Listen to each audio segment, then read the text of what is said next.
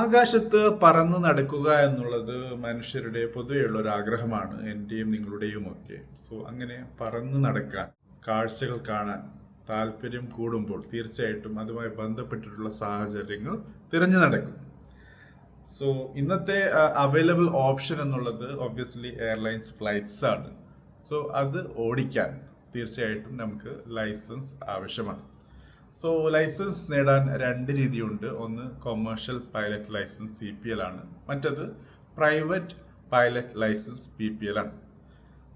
So ഈ രണ്ട് ലൈസൻസിനുമുള്ള eligibility criteria എന്നുള്ളത് ഇൻട്രസ്റ്റിംഗ്ലി ഡിഫറെൻ്റ് ആണ്. സോ CPL നേടാൻ വേണ്ടി നിങ്ങൾക്ക് 12th അതോടൊപ്പം ആ 12th സയൻസ് സ്ട്രീമിൽ ഫിസിക്സ് മാത്തമാറ്റിക്സ് എന്നുള്ള ആ സബ്ജക്റ്റ് വേണം എന്നുള്ളതാണ്. So in case if you are from humanities, അതല്ല കൊമേഴ്സ് ബാക്ക്ഗ്രൗണ്ടിലാണ്, ഈവൻ സയൻസ് ബാക്ക്ഗ്രൗണ്ടിലാണ്, പക്ഷെ നിങ്ങൾ മാത്തമാറ്റിക്സും ഫിസിക്സും പഠിച്ചിട്ടില്ലെങ്കിൽ നിങ്ങൾ ചെയ്യേണ്ടത് ഓപ്പൺ സ്കൂളിംഗ് വഴി ഈ രണ്ട് സബ്ജക്റ്റുള്ള ഒരു +2 നേടുക എന്നുള്ളതാണ്. അങ്ങനെ CPL അതായത് കൊമേഴ്ഷ്യൽ പൈലറ്റ് ലൈസൻസിലുള്ള എലിജിബിലിറ്റി ക്രൈറ്റീരിയ ഫുൾഫിൽ ചെയ്ത് CPL അപ്ലൈ ചെയ്ത് അവരുടെ ട്രെയിനിങ് പ്രോഗ്രാം അണ്ടർഗോ ചെയ്ത് പാസ്സായി പൈലറ്റ് ആവുക എന്നുള്ളതാണ്. പക്ഷേ പ്രൈവറ്റ് പൈലറ്റ് ലൈസൻസ് PPL ഈ ഒരു ക്രൈറ്റീരിയ ബാധകമല്ല. സോ ഫിസിക്സും മാത്തമാറ്റിക്സും ഇല്ലെങ്കിൽ PPL ലൈസൻസ് നേടാൻ പറ്റും. പക്ഷേ അവിടെയുള്ള പ്രശ്നം എന്ന് വെച്ചാൽ PPL എന്നുള്ളത് സ്വന്തമായിട്ടുള്ള ഫ്ലൈറ്റ് ഓടിക്കാനുള്ള ലൈസൻസ് ആണ്. സോ എല്ലാവർക്കും ഒരു ഫ്ലൈറ്റ് അല്ലെങ്കിൽ എയർലൈൻ അല്ലെങ്കിൽ ഒരു പ്ലെയിൻ അഫോർഡ് ചെയ്യാൻ പറ്റും എന്ന് നിർബന്ധമില്ല. സോ ഒബ്വിയസ്ലി നെക്സ്റ്റ് ഓപ്ഷൻ എന്നുള്ളത് കൊമേഴ്ഷ്യൽ പൈലറ്റ് ലൈസൻസ് CPL തന്നെയാണ്. അതോടൊപ്പം ഇതൊരു നല്ലൊരു കരിയർ കൂടിയാണ്. കൊമേഴ്ഷ്യൽ ഫ്ലൈറ്റ്സ് പറത്തുന്നതിൽ കൂടി നിങ്ങൾക്ക് നല്ല രീതിയിലുള്ള ഇൻകം തന്നെ ജനറേറ്റ് ചെയ്യാനും പറ്റുന്നുണ്ട്. സോ ഇങ്ങനെ ഉള്ള ഒരു കണ്ടീഷൻ, അതായത് മാത്തമാറ്റിക്സും ഫിസിക്സും നിങ്ങളുടെ +2 വേണം എന്ന ഒരു കണ്ടീഷൻ ഉള്ളത് കൊണ്ട് പല കൂട്ടുകാരും ഒരു കൊമേഴ്ഷ്യൽ പൈലറ്റ് ആവുക എന്നുള്ള കാര്യം പരിഗണിക്കാതെ വെച്ചിട്ടുണ്ടെങ്കിൽ ആ ഒരു കാര്യത്തിന് മാറ്റം വരികയാണ്. Directorate general of civil aviation DGCA പുതിയൊരു പ്രൊപ്പോസൽ കൊണ്ടുവരികയാണ്. ആ പ്രൊപ്പോസൽ നമ്മുടെ ministry of civil aviation submit ചെയ്യും. അത് പാസ്സാവുകയാണെങ്കിൽ ഈ പറഞ്ഞ +2 ഫിസിക്സ് ആൻഡ് മാത്തമാറ്റിക്സ് സബ്ജക്ട്സ് വേണം എന്ന ആ ക്രൈറ്റീരിയ ഒഴിവാകും.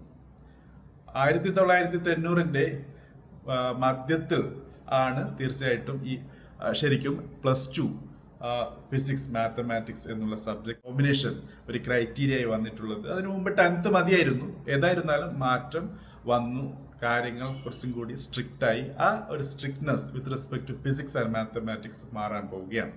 ഇന്ത്യയെ മാറ്റി നിർത്തിയാൽ ഏകദേശം ഒരു രാജ്യത്തും ഇതുപോലെ ഫിസിക്സ് മാത്തമാറ്റിക്സ് സബ്ജക്ട് കോമ്പിനേഷന്റെ ആ ഒരു സ്ട്രിക്റ്റ് കണ്ടീഷൻ വരുന്നില്ല എന്നാണ് പല അധികൃതരും മനസ്സിലാക്കി തരുന്നത്. ഏതായിരുന്നാലും തീർച്ചയായിട്ടും ഒരു വലിയ നല്ല സന്തോഷ വാർത്തയാണ്. If you are from A commerce and or humanities background or even if you are having A science without physics and mathematics, ഒരു CPL ഒക്കെ നേടി ഫ്ലൈറ്റൊക്കെ പറത്തി ഒരു പൈലറ്റ് ആയിട്ടുള്ള ഒരു കരിയർ നിങ്ങൾക്ക് നേടാൻ പറ്റും എന്ന ഒരു സന്തോഷ വാർത്ത. തീർച്ചയായിട്ടും അത് എത്രയും പെട്ടെന്ന് വരട്ടെ ഫ്രം ദ മിനിസ്ട്രി എന്നാണ് ആഗ്രഹിക്കുന്നത്. അതോടൊപ്പം പൈലറ്റാകാൻ എന്തൊക്കെ കാര്യങ്ങൾ ശ്രദ്ധിക്കണം എന്നതുമായി ബന്ധപ്പെട്ട് ദ എഡ്യൂക്കേറ്റർ ഈ ചാനൽ തന്നെ ഒരു ഡിസ്കഷൻ കഴിഞ്ഞിരുന്നു. അതിൻ്റെ ലിങ്ക് ഡിസ്ക്രിപ്ഷനിലോ അല്ലെങ്കിൽ കാർഡയോ അറ്റാച്ച് ചെയ്തിട്ടുമുണ്ട്. സോ ഈ ടോപ്പിക്കുമായി ബന്ധപ്പെട്ട് കൂടുതൽ ചോദ്യങ്ങളുണ്ടെങ്കിൽ ചോദിക്കുക. അതോടൊപ്പം if you are planning to become a pilot, a commercial pilot, തീർച്ചയായിട്ടും കമന്റ് ബോക്സിൽ മെൻഷൻ ചെയ്യും. Thank you for watching. Have a great day.